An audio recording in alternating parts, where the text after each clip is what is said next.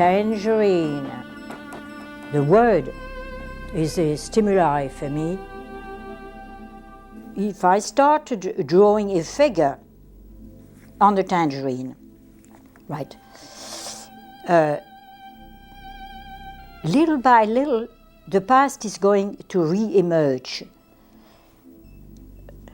And I will be able to verbalize it. That's it. Now, this is not my work of art. It was my father's work of art. Around the end of the dinner, on Sunday, he would take his tangerine and he would stand up and announce that he was making a little portrait of his daughter. And he had a way of, after drawing it, he had a way of cutting it. Right. So, you have to be very careful on the cutting. If you cut the wrong thing, you are in a bad way. And I do not mean this as a pun. So, you lift up all these shapes that you have drawn and then cut. So the drawing, the cutting, and the lifting, right? And then when you reach the navel, the core would come out. This is the moment you would look inside, and the core was fantastic. You would marvel at it, right? And we were supposed to marvel at it too, right? Look, just look. How impressive. Then he would turn and say, well, I am sorry that my daughter does not exhibit such beauty, because my little figure is very rich, and obviously my daughter doesn't have very much there. The little creature was just a girl. Maybe the audience, who never peeped, since they were being fed, they never peeped, and maybe some of them felt sorry for us, but I didn't realize that. I'm not saying that they were sorry. I am saying that at the time I felt that they were laughing at us.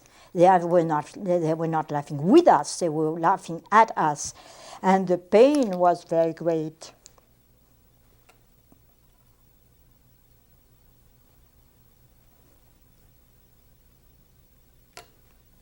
You can see that after 50 years, for somebody who doesn't cry, after 50 years the thing is so vivid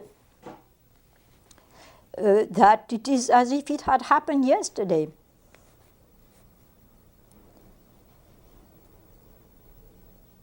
All these children gather up in the night, and what can they do except cry in the night?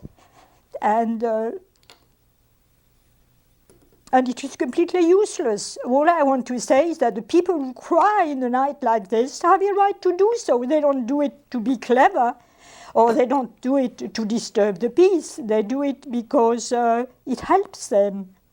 And since you become very ugly when you yell, you know, the parents bring a mirror and they say, oh, don't yell because you become ugly.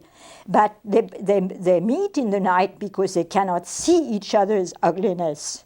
You understand? And still they feel each other's warmth. So they cry all night, and nobody knows why.